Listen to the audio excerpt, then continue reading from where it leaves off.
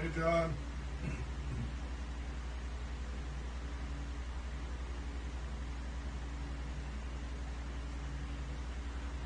Hey there.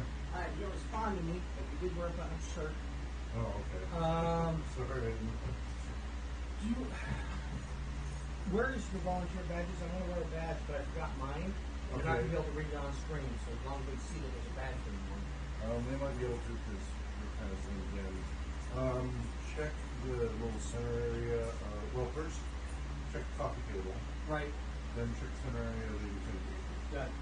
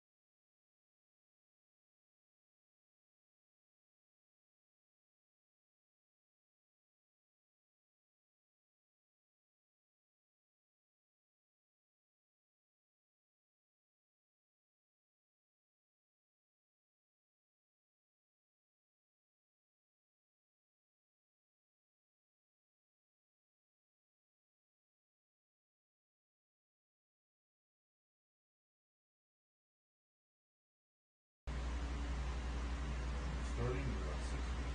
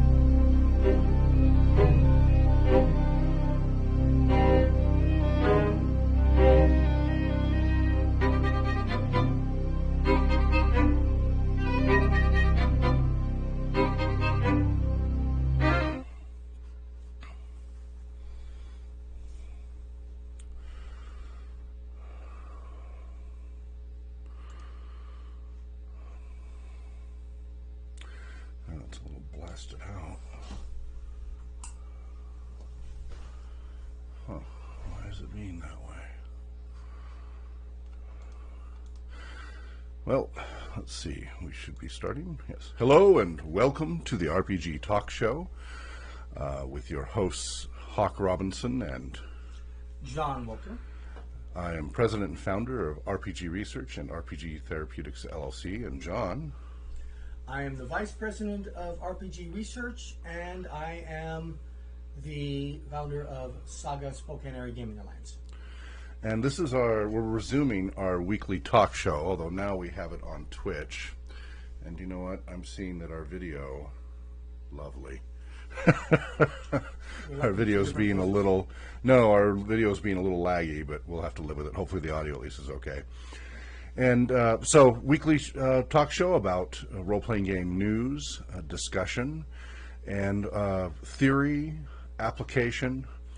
Since this is sponsored by RPG Research and RPG Therapeutics, there will always be a focus on the effects of all role-playing game formats: tabletop, live action, computer-based, and solo role-playing games and books and modules, and their potential uses in professional, entertainment, educational, and therapeutic settings.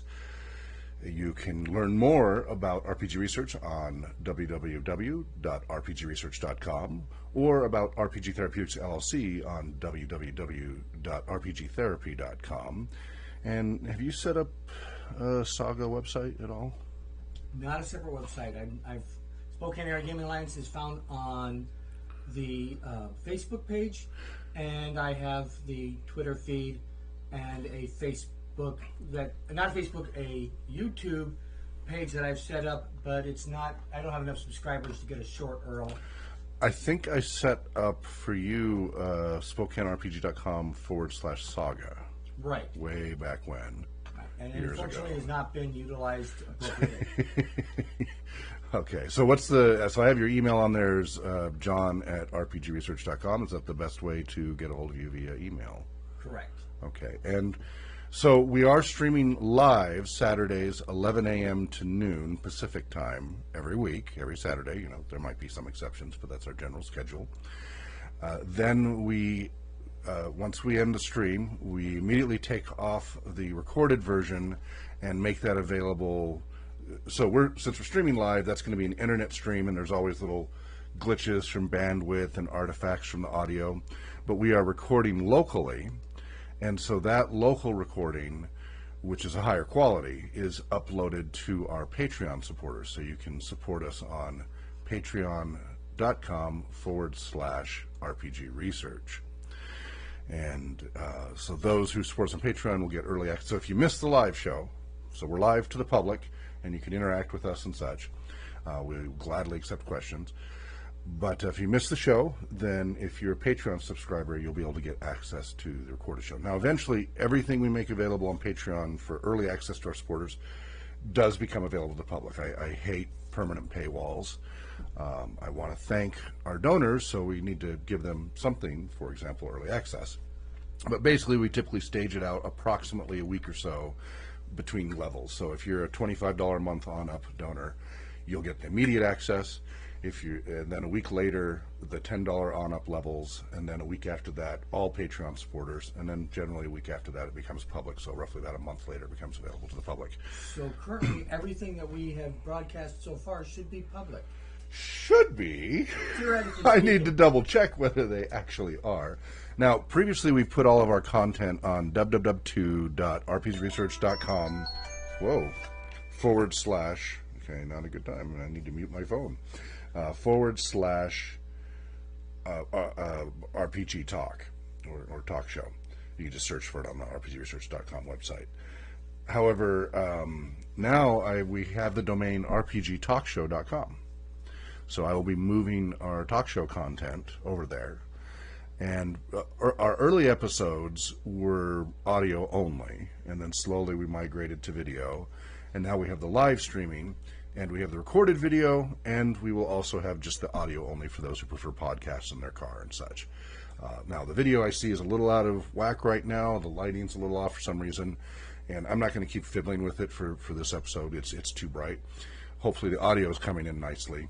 We just moved into the studio a few weeks ago. We're still getting things dialed in. The primary reason is for our new show, but we'll cover that in the news. So, John, were you able to get online with your tablet? Yes, I am online. Good. So the format will be, we will cover the latest news and events that we think are really distinctive. We're not generally going to talk about all of the latest games that have come out. We'll talk about some highlights if there's something really remarkable coming out. But there's so many new games coming out every day, and there's lots of other blogs and websites that do that. Right. Anybody wants to follow that, you can get that easily. But we will look at ones that are distinctive and related to our research and use of role-playing games, more pertinent. And so we'll highlight new games that come out for that kind of news, but not too many. We want to try to keep it to very few, one or so. If you want to send us something to evaluate that is therapeutically appropriate or educationally appropriate. But that would be through our RPG Research Weekly game testing days on Mondays or Thursdays. So, excuse me. And because of our busy schedule and we don't have a lot of engineering time to spare, unfortunately, if I cough and my ums and ahs and what have you, you're going to get the raw video for now. We hope someday somebody can go back through and clean up the audio. But as it is, it's a live show and you get it the way it is. In addition to cleaning up the audio in the future, hopefully, we'd also like to get volunteers to come and put closed captioning. Yes. We really transcripts, that kind of thing. Yes. We really need that because we are big supporters of accessibility for all of the activities, and we run both music and recreation therapy and role-playing game programs for all kinds of populations, from little toddlers all the way up to senior adults and everything in between, and lots of special needs and accessibility and adaptations, etc. So we're always looking for help with that because we want to be inclusive as much as possible. So, John, you want to go ahead and start with news and updates? Well, Dulles Expo Center is going to be having GexCon. That's GEXCON. That's in Dulles Expo Center, Virginia, August 31st to September 2nd. I normally am not going to be advertising conventions unless I'm actually going to be there. But we will be next month. Right, next month we will be at SpoCon. No. We'll be doing panels there. No, next month is July. Right. Tomorrow's July, so I'm confused. So next month, July, we're doing Tolkien Moot. After that, we're doing SpoCon panels only. And then the Great Western Tour. Yeah, then there's the Great Western Tour, which he will give you all the details on for half an hour. But no, the reason I'm bringing up... I'm going to interrupt. Again, we haven't laid this out yet because we've been so busy and getting things set up. It is June 30th, 2018. So that's the date if you need a point of reference. All right. We'll get this organized. If you're not watching this live, which would be the vast majority of you, it is June 30th. It is 11:09 a.m. now, yeah. And that's gexconvention.com. Yep. Grant Ellis at Wise Papa Grant posted a Twitter the other day that caught my eye. We are pleased to announce that at GexCon Convention has managed to secure an ASL table for #D&D. Now, to clarify, ASL is American Sign Language, not age, sex, and location. I'm so proud of our leadership team listening to the advice of the community and working to provide accessible play to all people. So there will be sign language, run Dungeons and Dragons. That is something that we've always been wanting to find a... I did in the past, right. And then I got rusty, so now I've been trying to find others to do it, to have a signing table, an American Sign Language group again. So I did it back in the 2010 time period, and I thought I muted this, but boy, we got to get on the ball here. I used to run a lot of talk shows, but I have gotten out of practice. So, all right.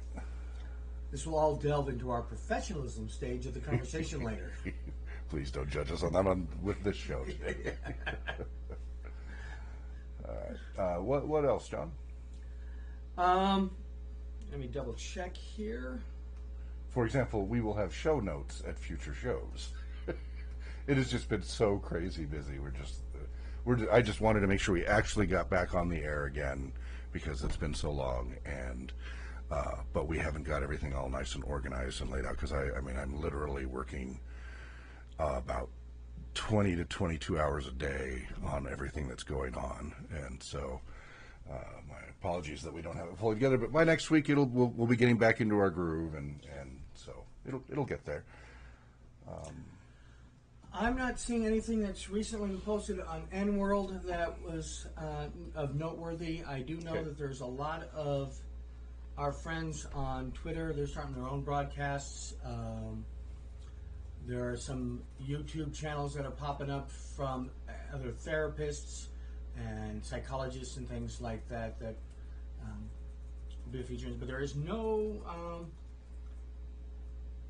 There's plenty of news out in the role-playing world, but there's nothing that really tips on to what we work on. Right. Yeah, we have a distinctive combination of topics compared to other role-playing game related. Now there is a trend that's been going on, the gatekeeping, D&D gate. Have you heard of that? Yeah, the one of the funny postings is the hashtag that didn't catch on. Or actually got completely subverted. Right. Now people are using hashtag D&D Gate to describe doorways and passageways in Dungeons and Dragons. Somebody tried and let's not give it fuel. Yeah. But it is, for those who are aware of that, it's funny. But let's not give it any fuel. Unless you would rather. Well, the only fuel I was going to give is that we don't need a manufactured controversy. There's plenty of legitimate ones out there. Yeah, and some people might disagree with the manufactured part, but that's the debate ongoing. Right. So Tolkien Moot, it'll be the 14th annual Tolkien Moot. Tolkien Moot is it's the only convention of its kind where it is dedicated to Tolkien literature and role-playing gaming. There have been plenty of Tolkien conventions over the years, and there have been sub-conventions within bigger cons, or tracks or subsets that are Tolkien tracks and Tolkien gaming tracks. Right. But Tolkien Moot, which for 14 years now, originally it was MERPCon. We eventually changed it to Tolkien Moot as MERP became more and more, in the rearview mirror. And but it is hosted by the Tolkien Society, of which I'm president and founder. We're an official SMILE, the UK Tolkien Society. And then our RPG research volunteers help make it happen. And it's a great training ground for a lot of our volunteers, too, on running a very small convention. And it's, yes. Just a quick clarification. MERP is Middle Earth Role Playing. Good and catch. What's the SMILE? That is basically the chapter. So it's a Tolkien reference, in the books and such. But the point of this is it just means a chapter. We're an official chapter of the United Kingdom Tolkien Society. I even had a paper published and read by the Tolkien Society at one of their annual paper readings on Tolkien's love of trees and the environment and such back in 2011, I think it was. So, Just before the Stone Age. Yeah, and I'm founder of Other Minds magazine, which Thomas Lewinsky's been helping keep going because I've been too busy. But and that is a Tolkien gaming focused magazine. So anyway, we meet monthly. The Society meets monthly on the third Saturday of each month at 1 p.m. to 3 p.m. Pacific time. We broadcast live there. And then the third weekend of July each year is our annual convention. Now, in the past, we used to do a 3, 4, or even 5-day event. That got too expensive since it was all out of pocket. It was so expensive. All out of his pocket. Because we don't charge to avoid getting any licensing issues with Middle Earth Enterprises or the Tolkien Estate. It's a free event. We have to limit the availability of seating, but it's a free event. And it was getting, at one point, it almost hit $10,000 in expenses because I was doing T-shirts and I flew in special speakers from Germany and had an Elvish singer and just all these things. And, that was too much. And maybe also just the overload. we're talking about a Patreon or something like that so that we Right. can build it up. But anyway, we're right now running it just one full day, a full Saturday from about 8 a.m. till 10 p.m., where it's 90% gaming and then 10% literary discussion. So we have our normal Tolkien Society meeting in the middle of it. We usually have a special guest speaker like Tolkien scholar Michael Martinez or somebody else join in. And it's always themed, and all of the different game tables are playing the same adventure, although with different game systems. And this year's theme is the Entwives, as well as some tie-ins. But this is voted for by the previous attendees, so if you attend, you get to shape what the next one will be. And so we might tie in some parts to Gondolin and a few other things that were voted for. But the key thing is Entwives. So Brian Hughesland, who's the secretary for the Tolkien Society, and that's at tolkienscholars.org, has been doing a lot of the initial research that I normally do to take that load off, and then I'll help parse it into an adventure. And then Drake helps with the storification, and I focus on the gamification, and we create it in a game system agnostic module, and then we're able to hand that to each GM. The GMs create the characters for their particular system, the player character sheets, and we typically do a mid-level adventure, typically anywhere from 6th to 12th level, so that you can do a lot. You're not just going to die off right at the beginning. I'll kill you off anyways. No, just kidding. Game systems lately include the One Ring role-playing game, Middle-earth role-playing. We had AD&D First Edition adapted to the RPG, which is earpg.com. It's my adaptations of D20 to Middle-earth, or Third Edition RPG. The Decipher Lord of the Rings role-playing game never really caught on at the con, and we've had it, but nobody ever really wanted to run it. But basically, if you have a Tolkien game system you want to run, we support you doing that. You just use the adventure that we write. The reason why we do that is everybody feels like they're sharing the same experience. They come out of the groups and talk to each other.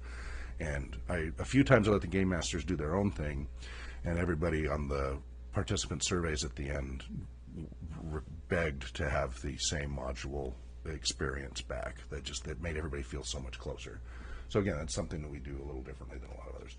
So that's Tolkien Moot, so tolkienmoot.org. You can RSVP now on the website, and it's here in Spokane. The other one was Spokon, which is the local mid-sized convention here. Right. Although a little smaller these days. But, it was over 1,000 people at one point. Now I think it's sub that. Spokon's been around for a while, but under its new leadership, this is its only second year. Right. I will be the vice chair of gaming, so if you want to come run a game, give me a shout out, and I will make sure that you're able to get in front of an audience. Assuming your game is appropriate for an audience. Yes. Yes, indeed. And we, last year, were the accessibility advocates for Spokon. We helped bring them up to a good level in consideration for wheelchair accessibility and things like that, and set the groundwork that they need to build on to be a more inclusive, be a more inclusive con. We're not doing any of that this year. We had the trailer there, everything, all that last year. This year we've got too much on our plate. John and I will be on a number of panels there. We will be making a showing that way. So if you want to check in with us through that, you're welcome to. And that is August 11th to 13th? Correct. Yeah. And then, or is it the 3rd? It might be the 12th. Let's see. Spokon.org. As I say, we'll have our notes lined up a little better. 10th through 12th. August 10th through 12th. Okay, right. Because I hit the road on the 13th.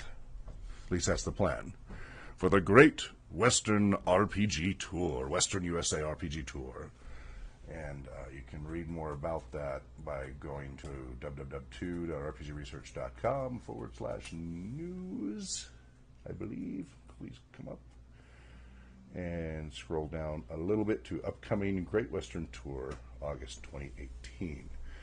So you'll see a little map of the proposed route. We're going to go all the way over Tri-Cities, down the coast, California, all the way down to San Diego, all the way along the border to Tucson, back up through Arizona, Nevada, Utah, Wyoming, Montana, Idaho, and then back to Spokane.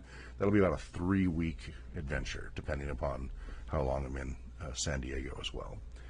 And this is a great chance for those of you who want to meet in person, want to see the wheelchair accessible RPG bus, the wheelchair accessible RPG trailer. Both of those I will be driving.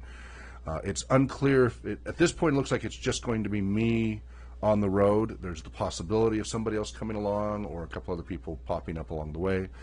But if you would like to meet me and see the bus and the trailer and have a nice conversation, answer any questions in person, maybe we'll play a quick game, who knows. Email info@rpgresearch.com. Let us know, and take a look at the map first, see where we're going to be. We can deviate a fair amount from that as long as we can kind of continue the general pattern of where we're trying to cover. If he needs a passport, don't ask. Yeah, that's trying to get that straightened out. So I have to hit Oakland, and I have to hit San Diego, and I have to hit Tucson. Those are must hit. Everything else is pretty flexible. I can zigzag as needed. I'm allowing a lot of time to stop at a lot of locations.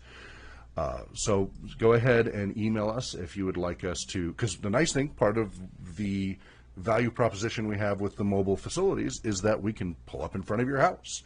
We can meet at a church parking lot or whatever parking lot. We can meet at a park in your neighborhood. And again, these are wheelchair accessible, so we're able to accommodate people who might have access limitations. And we gladly go out to very rural locations. I've gone dirt roads with this setup. Well, I haven't done with the bus yet. I've been on dirt roads with the SUV and the trailer. Right. And heck, even that at the camp in Rathdrum for the Muscular Dystrophy Association, that was kind of gnarly. That was a little gnarly. I had to engage the four-wheel drive, and the trees were really tight. So we're pretty flexible. If we can get there, we will accommodate you. A quick note about the website, RPG Talk Show. I just barely set it up, so there's not a whole lot there yet. I'm going to be transferring the content from rpgresearch.com that's specific to the talk show to that site over the coming weeks, just so you're aware. So yeah, that's coming up soon. Let's see, got anybody in our chat room? I don't see anything going on there. We don't have our usual crew handy right now. Right, I've got Twitter up just in case somebody spots me there. And my announcement did go out that said we're live, right? You saw it? Not on Twitter. Did I not? I thought I hit send. I put an announcement we're live on Twitter. Okay, well that works. That's fine. You have a bigger audience than I do, so yours is more important. Yeah. Let me double check that. Now, our Sunday show, which we just launched last week, is Heroes of the Mist, which is a fundraiser for RPG Research. So we auditioned 14 people and narrowed it down to 7, and it was really difficult to do. We had a lot of great applicants for the new show. And it's an Advanced Dungeons & Dragons first edition campaign, homebrew campaign, Worlds of Beirut, something I've been running for decades. And we start at first level, etc. But we have 2 players who are remote, and the other 5 are in the studio. And then John is acting as assistant GM, and then I'm the GM for it. And it's AD&D First Edition, kind of retro, but they're back in print. You can get them print on demand through drivethrurpg.com and such. And I like to use it because of some of the simplicity of it, and there's some characteristics and some of the things we do. So now we're going to get into a little bit of the meat. One of the things I do is I make people roll really old school. You want to comment about that, since you got the worst of that, because it's the character class you chose? So, the standard rolling for Advanced Dungeons & Dragons was 3 dice 6, in order, you take what you get. Plus we had comeliness. Right, plus comeliness. So you only have 7 stats? 7. So you have 7 stats, you just roll the dice in order and give you it. Well, character classes in Advanced Dungeons & Dragons have requirements. You have to have these minimum scores. Yep. And the hardest one, of course, to meet is the Bard, against by the Paladin. And you just roll up a character. It doesn't make it. You set it aside and roll it again. Yeah, that's the program. So the way it's supposed to be is you just roll, and that's what you get. Now see what you qualify for. Correct. We did allow that. Oh, you have a specific class or character in mind. Okay, you are allowed to keep rolling another set till you get the requirements. Why do I do this, John? Am I just a sadist? Yes, but in addition to that, it is so people get buy-in on their characters. They How actually so? really appreciate the fact that a 13 is hard to get. Yes. Because it takes, and when you have to roll them in order, it's not like, oh, I'm going to put my highest one here and flip them around and do that one there. What does that do? And it appreciates and gets you more invested in your character. Well, no, that's the rolling. Right. That's how hard it is to roll. What does it being in order, not the way you want to shape it, do? I don't know. It makes for a larger variety of characters. So what happens is, if you use a point system, and I've experimented with this a number of times, if you use a point system, or you let people allocate the stats, you start to get kind of all the stereotypes, and everything kind of ends up the same over time. The stereotype of the dumb stat. Yeah, exactly. So, for example, and Gamers 2 Darkness Rising illustrates this beautifully when they talk about, to be a fighter, you must have super high strength, con and hit points out the wazoo, et cetera, right? And that's all about min-maxing, optimizing the character, et cetera. Right.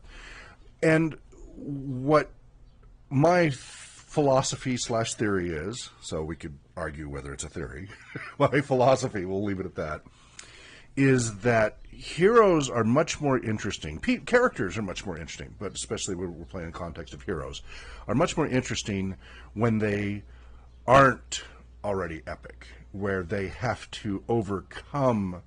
It is often, some of the most famous, successful people have huge deficits in one or more areas. And it was how they developed skills to compensate and overcome those deficits that led them, besides grit, which is a really critical trait, led them to the success they had. And that can be a good or bad thing. And it also often explains a complex evil character, because they kind of went just askew in trying to compensate or overcompensate. Right. So somebody who wants to play a fighter but only has the minimal stats for a fighter is not going to dominate as a fighter. Maybe they have a higher intelligence. Maybe everybody told them, you should have been a magic user, not a fighter. What are you doing? In Gamers 2 Darkness Rising, she chose intelligence and charisma as her prime stats and had no modifiers for strength and constitution and such, and she was berated for that. But, a little bit of min-maxing, but it was beautifully done. She focused on, and her decks, she focused on speed, cunning, intelligence. First, she tried to negotiate to avoid fighting. And then if she had to fight, she had all these other benefits that kicked in that the others had never even thought of, because she was trying a little different approach. Now, again, that was 3rd edition, and she was able to put stats where she wanted. But I wanted to say that the nice thing is, as Matt Vance was a writer, I love what he did where the character broke out of all the tropes. Right, it was a very different fighter character than you typically see. Still very effective. And, not only very effective, it blew away the others. See, I killed 5 people on my turn, and you get punched what? the guy.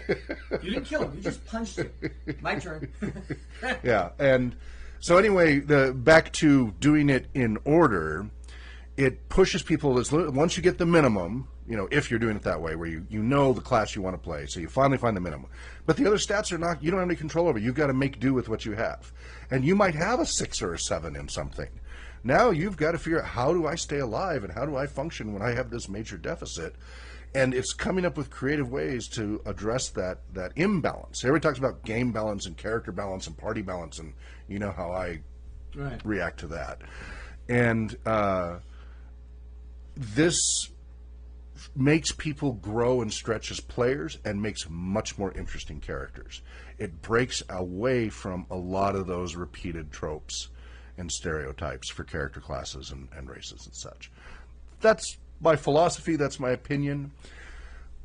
I would love to be able to research it, but it's a little, that's a lot of variables, but it would be interesting. But my overall, the research I have done as far as experimenting and observing, to me it at least seems, and I would love for others to try to repeat this, that it does make a big difference. It changes how people play and how the game is played when they can't min-max.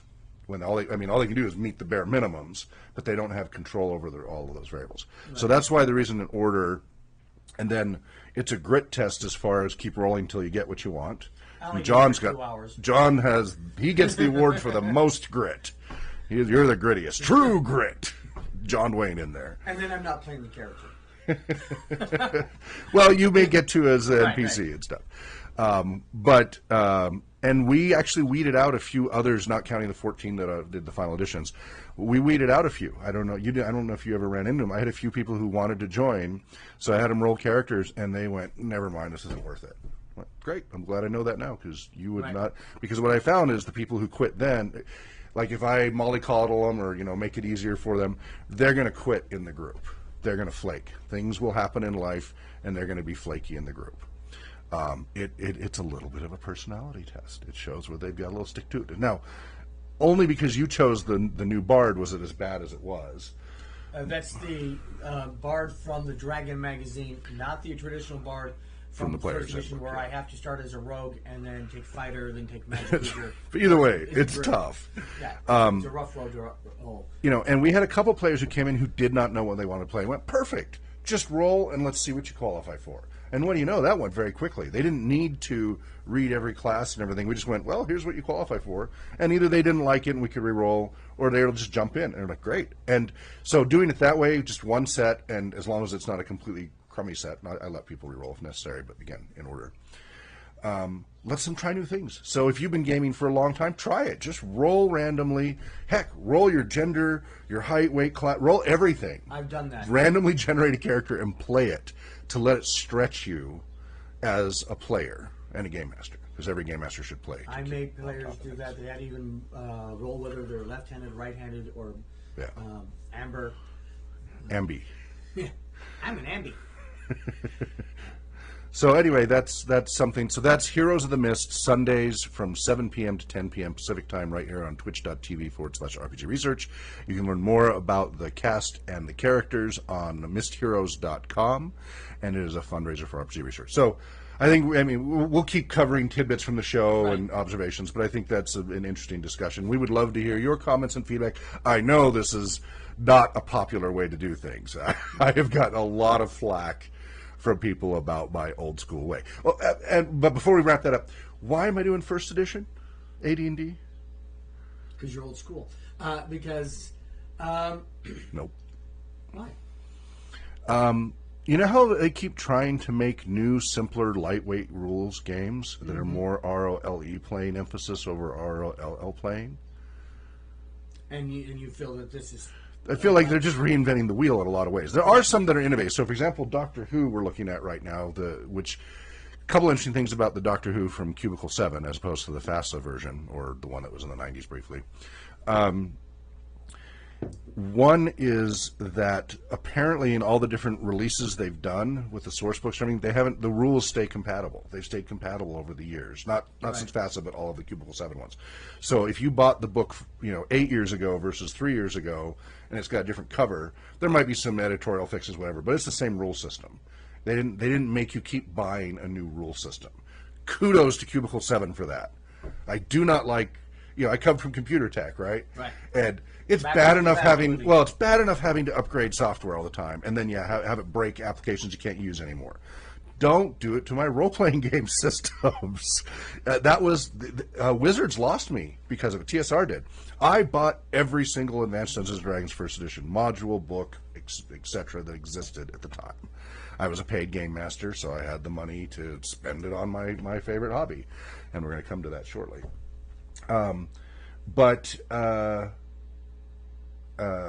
Then they did second edition, and I was like, oh, cool, okay, they're kind of refining it, but then they just kind of redid a lot of stuff too. It was like, oh, we're just going to redo it, and they needed to, and I understand financially it's a problem. Role-playing gaming, it is hard for a company to come up with a repeating revenue stream. Totally understand. without giving so much glut. But they lost Just me. Killed it. I was every week I bought something because I ran 3 games on the weekend. Even as young as 13 years old, I was getting paid, and I was at the hobby store after every weekend buying rule books and modules and miniatures and dice and what have you every week. This is in the 80s. TSR lost me as a customer. I did not buy another product of theirs until I moved here in Spokane in 2004. I focused on Twilight 2000 and Middle-earth role-playing and Pendragon and the old Doctor Who and the old Star Trek and then the new systems that came out over the years. And I did not come back to D&D. I played it. I used what I had, but I did not play second edition. After the initial rollout, I stopped And third edition, I didn't do till I moved to Spokane in 2004 because that's what everybody was playing here, and it was the only way I could get a group together. I That's since actually changed. played every one, but I stopped purchasing when I got to 4th edition. I did not. Yeah, I bought fourth edition. We did not. Nobody wants to play that. I played it because I was a Wizards of the Coast delegate, and I was actually, Wizards of the Coast delegate ended with 3rd edition. I was an RPGA and the Encounters DM for the stores. This is before we started Adventures League. Right. And so I played it because professionally that's what I needed to do, but I didn't put any investment in it. Yeah, and 5th edition I think has had a lot of improvements, but a lot of it has also been retro. A lot of the stuff, there are isms with 1st edition that are really broken. I agree. A tweaked version of AD&D 1st edition would be better to clean it up, take care of some of the anomalies and contradictions, and definitely. So, like they did with the Rules Cyclopedia for BECME, Right. Basic Expert, Companion, Masters and Mortals, the basic D&D. The Rules Encyclopedia, they took all the disparate books and merged it into one organized book that's much more usable. Because remember, original D&D was like that, where it was all just D6 and only a few classes, and then they kept adding booklets to it. Right. And then you never really get, and then you didn't really have an integrated version of AD&D 1st edition. Kind of tried to do that, but then you started adding the Wilderness Survival Guide, the Dungeon Survival Guide, Dragon Magazine articles, and that's great. Keep adding to it. Give me options as a game master to include what I want. But doing the full reboot is dangerous. Taking your 1st edition stuff and made them outside of fluff, made them kind of useless. Yeah, it is a dangerous thing because people invest a lot in role-playing games, and one of the benefits of role-playing games, unlike video games and such, is the reusability. And again, it's a problem. It's a two-edged sword. Like, well, fine, I'll never buy another one of your products. I'll keep playing forever because it's infinite creativity. So to find out that Cubicle 7 did that with the Doctor Who game, years they've been running the same system, little tweaks and improvements, but that it's all fully compatible, kudos to them. And you get something similar with BRP and Cthulhu, the BRP-based Cthulhu, not some of the other, Gumshoe and stuff, where 5th edition and 6th edition are pretty compatible. I mean, you don't have heavy differences. They're kind of refinements. But be careful about that. And so that's one thing about Doctor Who. The other one is its emphasis on avoiding violence, violence as a last resort, and that you are penalized for finally using violence when you have no other choice. That's another reason why I'm evaluating for one of our standard products, because okay, because that's part of just how we try to improve players and GMs to try to look at it that way, rather than just hack and slash everything. And Everything violence is a one hammer. of the primary concerns of a lot of parents. It is. I mean, we just had that when we did our program for Montessori school recently.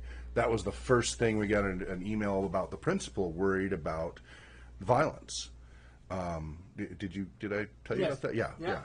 So that is a big deal to be concerned about for certainly youth, and in this day and age with the controversies about it. I am not as sensitive to the violence issues as some other groups are, in that I don't think the harm is as severe as some claim. We've got the whole World Health Organization going off about gaming addiction. I'd like to talk, let's next week talk a little bit more about that, the whole World Health Organization trying to classify video game addiction as a separate addiction. Definitely like to do that because My high level take on it is behavioral dependency in response to underlying issues. It is a symptom, not a cause. And yes, they get into unhealthy maladaptive patterns of behavior that reinforce maladaptive cognitions and such. Would you count that for all behavioral? I mean, Right, gambling, right, for example. as opposed to chemical addictions. Right, and there's a chemical factor. Of course, you get the dopamine hits, the serotonin, and all that. But the behavior-based ones that are like gambling, running, all these other ones that you're not injecting something, even though you are indirectly having all those chemical similarities, I think should all. So, for example, obsessive-compulsive disorder. We do not create a separate diagnosis for hand-washing disorder. Right. We say, oh, that's part of a symptom of obsessive compulsive disorder. It's a manifestation. Obsessive compulsive disorder manifestations can be hand washing, checking, locking, relocking the doors, all these different things are symptoms of part of the checklist for obsessive compulsive disorder. We do not create for every separate symptom a separate disorder classification. We do not say, oh, obsessive compulsive disorder, hand washing, addiction, or whatever. Because you could say, well, he always has to, he doesn't feel better. He doesn't get his dopamine hit and feel better until he's got his hands washed. Well, it's a reaction. It's the, he has the obsession of my hands are dirty, I'm afraid I'm going to be diseased, and the compulsion to wash them, which then creates a negative reinforcement because it takes away the anxiety. And it's an anxiety disorder. Right. So, same thing with these types of behavioral addictions. For the most part, there's trait factors, just like there's trait-based violence factors as far as how aggressive and agitated you become to a video game or other game, and then how it manifests in the real world outside of the game context. That's a trait-based thing. People with, we'll use the old terminology of type A personality, are more susceptible to such violent games than more of a type B type as far as it impacting them in their life. Same thing with this dependency. And don't get me wrong, video game companies have specifically used psychologists to develop these variable interval reinforcements to, well, see, the problem is the overuse of the term addiction. But here's the thing. It makes money for the new facilities opening up, treating video game addiction. And there's a money racket thing going on here. Great. If you want to classify, I think there needs to be a rollback of putting more of an umbrella, kind of like they've done spectrum. Autism spectrum covers a lot of different disorders. Muscular dystrophy covers a whole slew of subsets. It should be behavioral-based dependency disorders manifested through gambling, manifested through whatever. But really, you could take a video game junkie, if you will, and very easily turn them into a gambling junkie. And it's not the modality that's the problem. Right. It's the cognitions and behaviors of the individual and how whatever avoidant reasons why they're doing this, or whatever the reasons are, they fell into this pattern of behavior. So that's, I didn't mean to go on that long, but that needs to be pointed out is that the World Health Organization is looking into it's a proposal of classification. It's a proposal. It has not been done. Correct. People don't run out and panic stores saying that they're villains. However, Psychology Today has already created a section to say video game addiction specialist. Psychology Today, the magazine. No, the website and magazine. It spins off of that. The website. Right. This is where you get registered as a psychologist and all of that. But it has an influence. Correct. CNN is out there. Everybody's pitching it as though it's already a done deal. And this is kind of 1980s moral panic stuff too. It's the music is evil, video games are evil, role-playing games are evil, all these things are evil. We need something to be.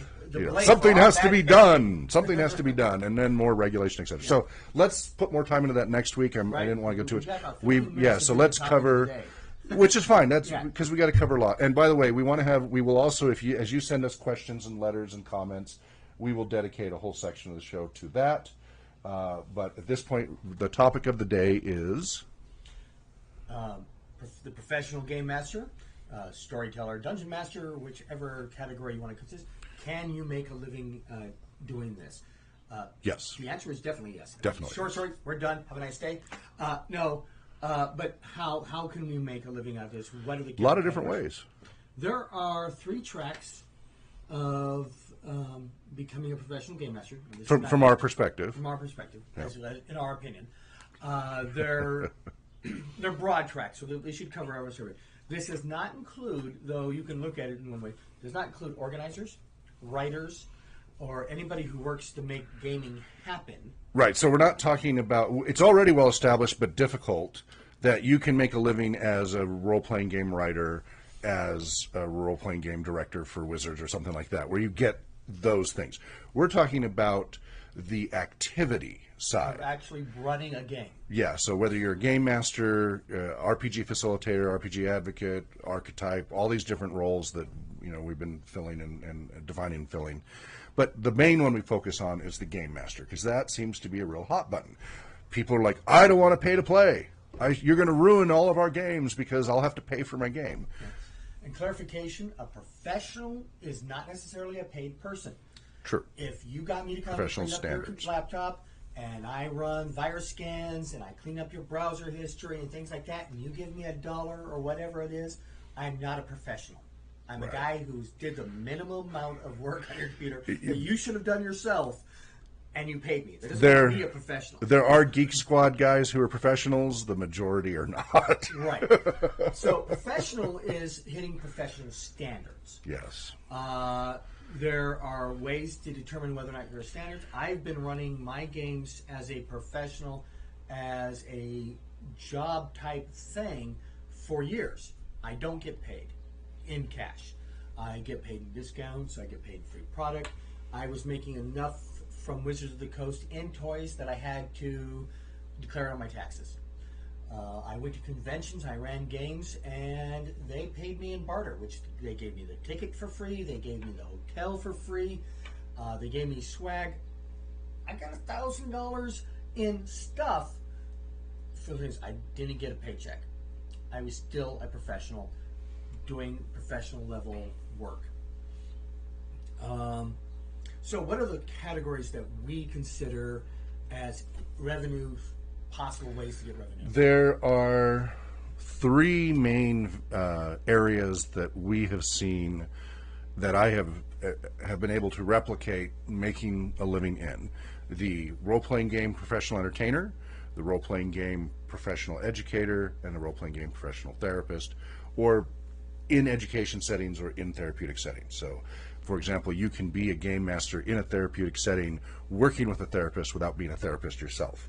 Romach in Israel and some other groups have succeeded with that format, and it works. And it's not uncommon to do that, where you bring a specialist in one area and you have a team working together from their different areas. Especially, that's very common when people aren't fighting over scraps like Medicare Part B and such for different specialties, where they're all fighting over a 3-hour block of activities. But that's a whole other rant for another time. When the healthcare industry is working correctly and all the professionals are working together for the good of the client, it is common that everybody has their different specialties and it's complementary. But that's the area. Therapy, education, entertainment seem to be the three. That's kind of the three main areas that they fall under. The professional is somebody who has a certain level of experience, standards, behavior. Now, I have gotten flack for how high I set the bar as far as mastery in professionalism. So, and people get stuck on that. That also goes on to certification. Right. So I think for mastery, the general rule is about 10,000 hours of experience. And that's mastery. And I have met people who are masters of what they do who still aren't professionals. But for the most part, they kind of learn. Most people become more and more professional with experience because it's a necessity to do things more effectively. You have fewer blow-ups, fewer problems, etc. Just because somebody does something for 10,000 hours does also not make them a professional automatically, because they may not be professionals. I've known shade tree mechanics who just never get it, and they are awful, and they go from person to person destroying their cars. 10,000 hours of doing it wrong. Yes. So there are standards that have to be established, and that's been a problem. There aren't a lot of standards in the industry. RPG Therapeutics is trying to help establish that. RPG Research has been evaluating that, and we're putting those out there. And it's all requests for comments, RFCs. We're interactive with an international community, but we're trying to raise the bar and say this is a professional standard in the role-playing game industry. One of the big ones is background checks. Right. Currently, and anybody that's going to look, they can claim anything that I've met a certificate level of game mastery. That means you were in the RPGA, you took the Herald's test. I was Grandmaster. You went to Baldwin Games and you got approved by them. Baldwin Games are the people that run Dungeons and Dragons at Gen Con and a lot of these larger conventions.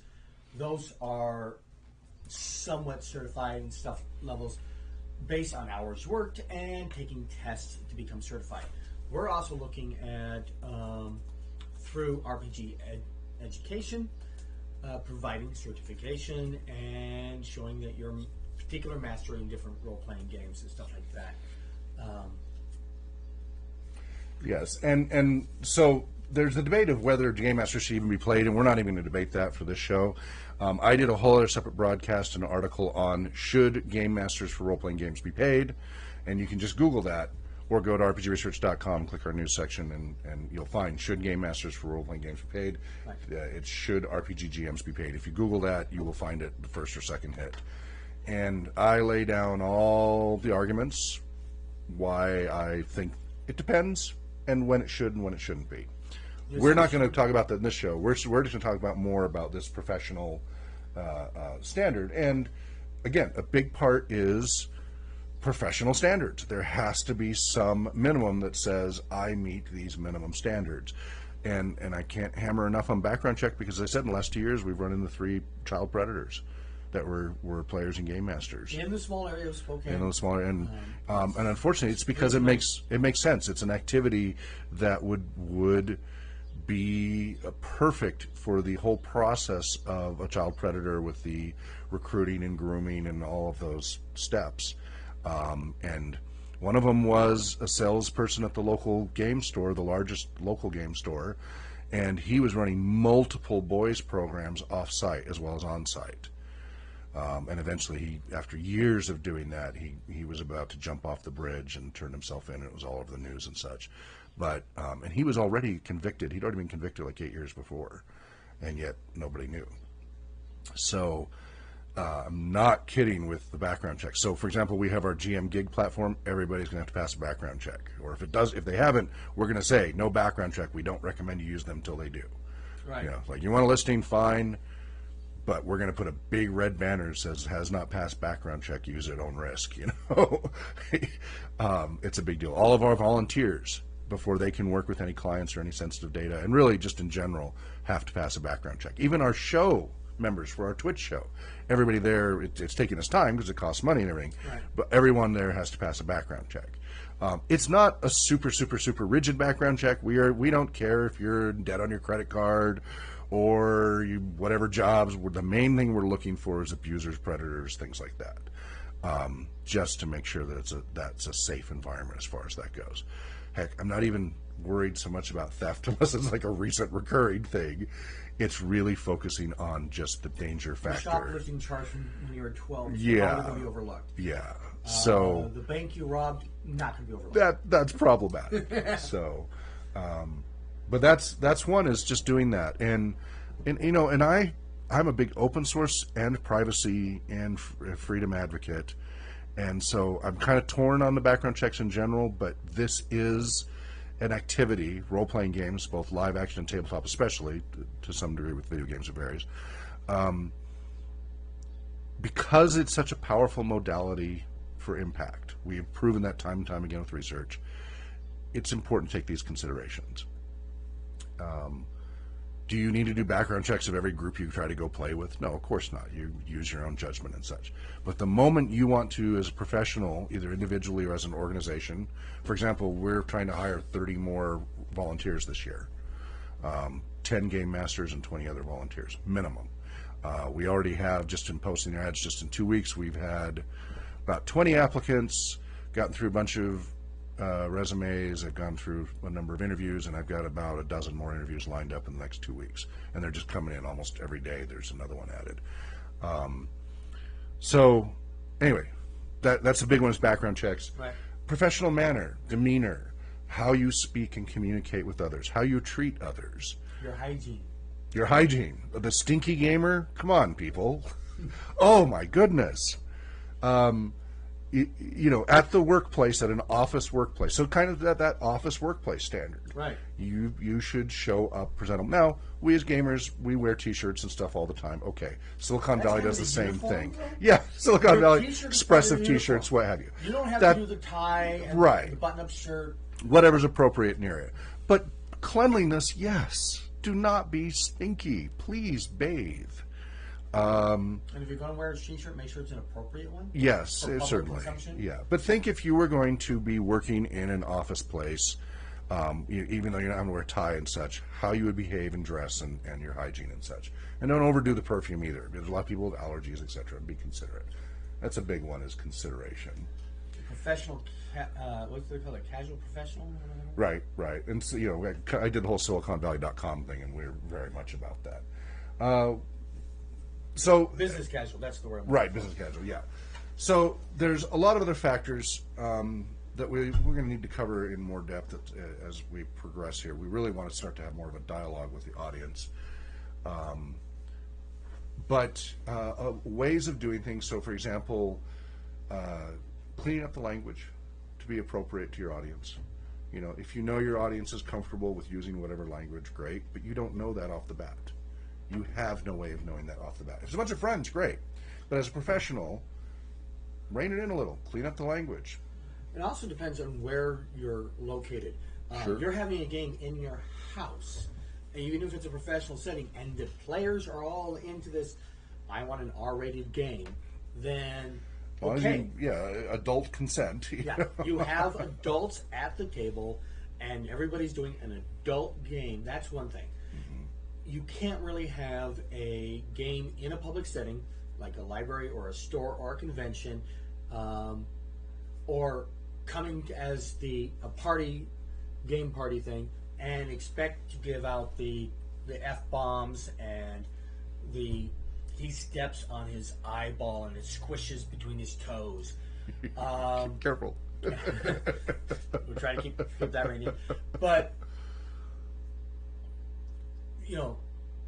when I'm in a public setting, I have to keep my players reined in and remind them, hey, we're in a PG-13 setting. There could be a person on the other side of that wall there, and I don't need them hearing that kind of language.